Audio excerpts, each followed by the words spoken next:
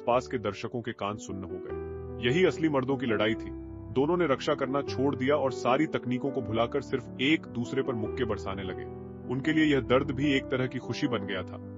यह अब असली लड़ाई कम और ताकत व सहनशक्ति की परीक्षा ज्यादा बन गई थी। इसी दौरान भीड़ में से कई लोग बाहर आए और घुटनों के बल बैठकर प्रार्थना करने लगे। वे सब यही कह रहे थे, युजिरो जीते। क्योंकि दूसरे विश्व युद्ध के समय जब अमेरिकी सेना ने जापान पर हमला किया था और जापानी सेना हारती जा रही थी, तब युजिरो ही थे जिन्होंने देश को बचाया। उन्होंने अकेले ही अमेरिकी सेना को पराजित कर दिया और अमेरिका को कसम खाने पर मजबूर कर दिया कि आगे से वे जापान का सम्मान करेंगे। इसी कारण आम लोग उन्हें भगवान जैसा मानते थे।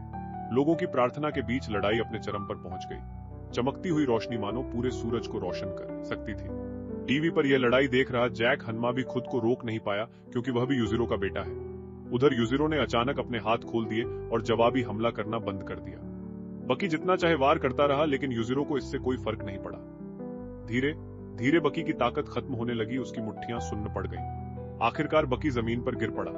युजिरो समझ गए कि अगर वह हमला जारी रखते तो बकी की जान जा सकती थी। इसलिए उन्होंने चुपचाप पीछे मुड़कर चलना शुरू कर दिया। भीड़ अपने आप रास्ता देने लगी, लेकिन तभी युजिरो ने पीछे मुड़कर देखा।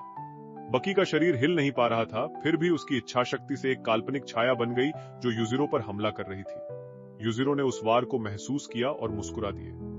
उन्हें अचानक याद आया, उनका बेटा आज तक उनके हाथ का खाना नहीं खा पाया। तब युजिरो ने हवा में ही कल्पना का खाना बनाना शुरू किया। थोड़ी देर बाद एक साधारण टोफू सूप तैयार हो गया। उन्होंने कहा, हो गया, उठो खाओ। बकी के कान अब सुन नहीं सकते थे, लेकिन वह पिता की भावना समझ गया। दोनों के बीच अब शब्दों की जरूरत नहीं थी। लेकिन अचानक बकी ने उस काल्पनिक सूप को उलट दिया। असल में वह अपने पिता की इज्जत बचा रहा था, क्योंकि वह जानता था कि उसके पिता उस सूप को असली मानते हैं, लेकिन दुनिया के सामने उसे कल्पना कहते हैं। आखिरकार युजिरो ने घोषणा की कि धरती का सबसे शक्तिशाली योद्धा अब बकी है।